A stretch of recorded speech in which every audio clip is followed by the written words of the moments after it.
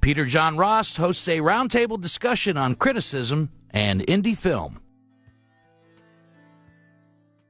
Okay, so pretty much what we want to talk about is kind of how, we have a panel of critics and filmmakers and former filmmakers that are now critics, and I want to talk about, how does criticism affect the indie filmmaker? Like, more importantly, we'll start with the critics, it's like, do you take into account in your review, the budget of the film or anything to do with how it was made, or do you only look at the film? Coming from WCBE and reviewing big movies all the time, and then coming into the independent market in Columbus, I had to develop a bunch of different standards. Matter of fact, I think the first thing I saw a film of yours, I said, and I remember you saying this to me, and I remember saying it to you, I really have to see other things that are being done to be able to compare it to what you do. I can't compare you to Avatar, my friend. I don't care, It's just not the same thing. It's not the same format. It's not the same length. I want to see other things that are doing before I can review you. I reviewed short stuff that you did, and they held up in terms of the quality with the big stuff. Remember that? I wrote you a nice review today. Yes, you did. You wrote a very nice review. I don't regret it. Well, thank you. So, I don't regret it either. I think the smaller reviews on our remark of what's going on in Columbus need to be reviewed. I think the smaller films need to be reviewed, and I think we need to leave that record behind.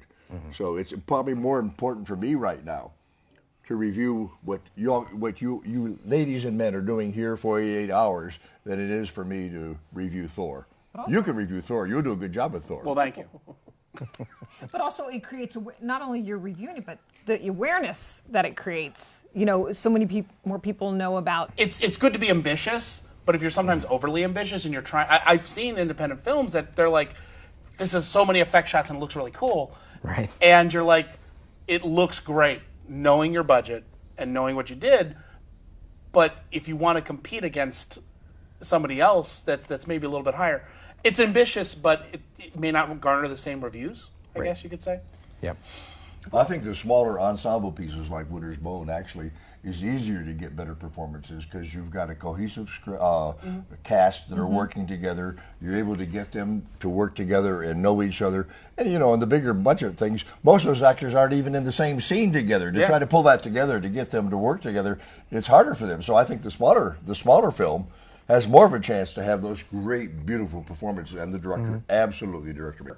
Right. Yeah. I mean, it's like for the indie filmmaker, any review you get, even if it's the worst review ever done, you should say thank you. And you get it, because you get ink and you get covered. Right. It's not only there's no such thing as bad press as much as this person took the time to watch and write about your movie. As opposed to ignore it, which I think is far worse. Right, because someone then saw that and said, oh, well, I don't necessarily always agree with this guy or whatever. That sounds interesting. I think I would like to see that. Or that they person now say... has an impression of your film. They're aware of it. Oh, yeah. Or they say, well, if it's that bad, I've got to see it. Right, exactly. I think there are plenty of reviewers out there that don't care Right. if they say anything positive at all. So I think it's nice that you try to find something positive or the thing in it that was most successful. For an independent. Especially for an independent. Because it's so hard for anybody to make a movie, even if you have $200 million in the bank to do it. It's so difficult. So it is nice for someone that they regard as someone to say something positive about their work. I appreciate everybody giving me their time and giving me your thoughts. I really appreciate it. Thank you. Framelines is brought to you in part by Sabo Studios, gear for the show.